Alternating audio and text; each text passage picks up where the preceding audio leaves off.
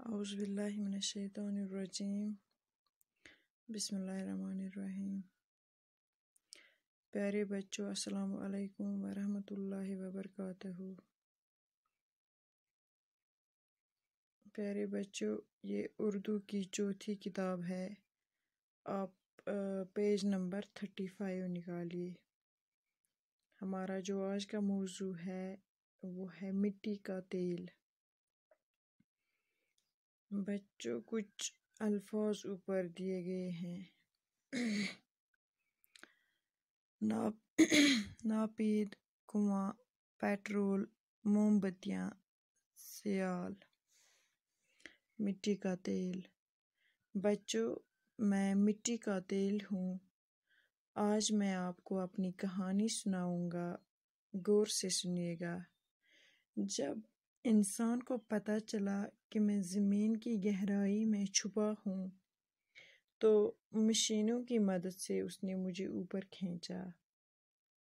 جس جگہ میں زمین کے اندر سے نکالا جاتا ہوں اسے مٹی کے تیل کا کنواں یا چشمہ کہا جاتا ہے۔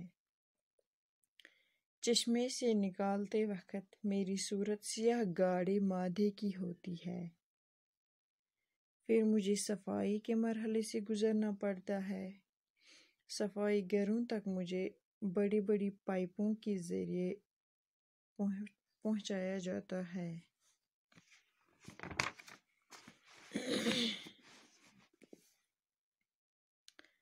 صفائی گروں سے مجھے اچھی طرح صاف کیا جاتا ہے۔ میرا رنگ خوب نکھر جاتا ہے۔ پھر میں پیٹرول کہلاتا ہوں، جس سے تیز رفتار گاڑیاں، کارخانے اور جہاز چلتے ہیں۔ جب پوری طرح میری صفائی نہیں ہو پاتی تو مجھے لوگ مٹی کا تیل ہی کہتے ہیں۔ تیل نکالے جانے کے بعد میرا جو مواد باقی رہ جاتا ہے وہ کافی گاڑھا ہوتا ہے۔ میری اس شکل کو گریس کہا جاتا ہے۔ گریس مشینوں کے کل پرزوں کو چکنا رکھنے کے کام آتا ہے۔ اس کے بعد بھی جو مواد باقی رہتا ہے اسے تارکول کہتے ہیں۔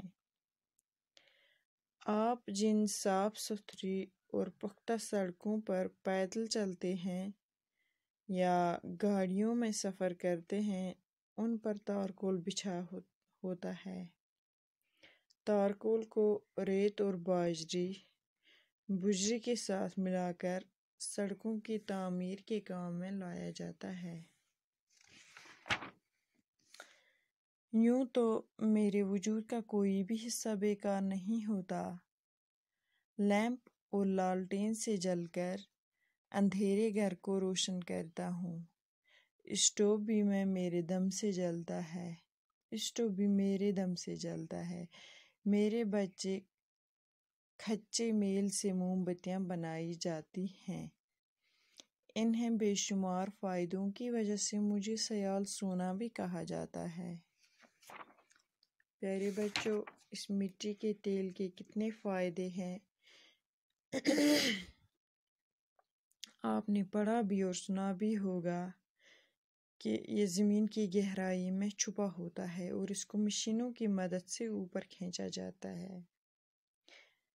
پیارے بچوں، جس جگہ میں یہ زمین کے اندر سے نکالا جاتا ہے اسے مٹی کے تیل کا کنواں یا ہم چشمہ بھی کہہ سکتے ہیں، چشمہ کہا جاتا ہے اسے۔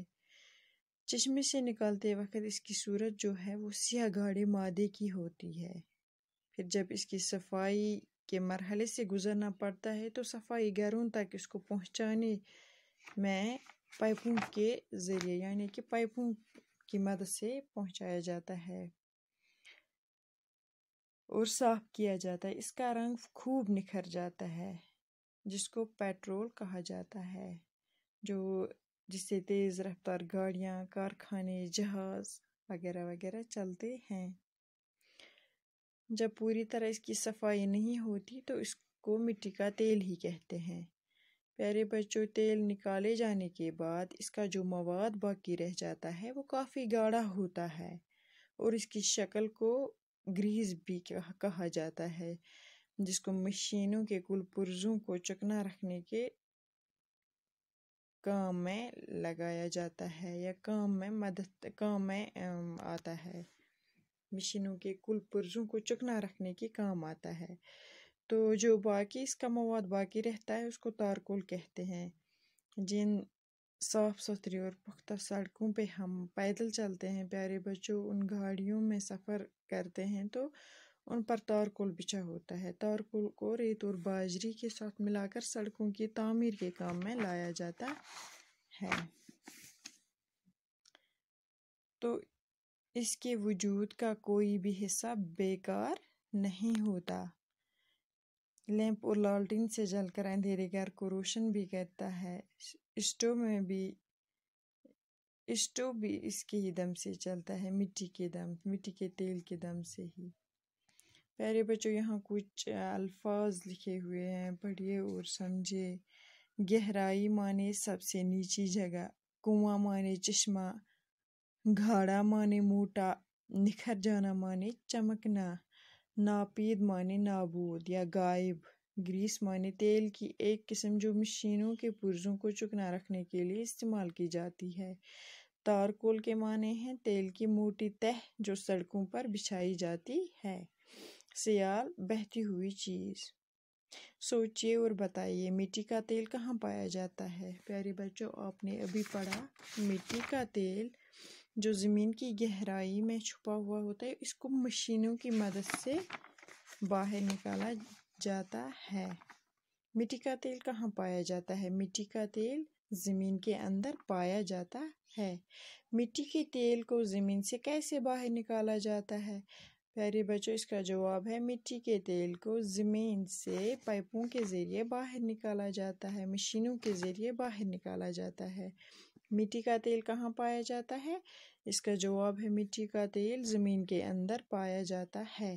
دوسرا سوال، مٹی کے تیل کو زمین سے کیسے باہر نکالا جاتا ہے؟ اس کا جواب ہے مٹی کے تیل کو زمین سے مشینوں کی مدد سے یا مشینوں کے ذریعے باہر نکالا جاتا ہے۔ تیسرا سوال، پیٹرول کس طرح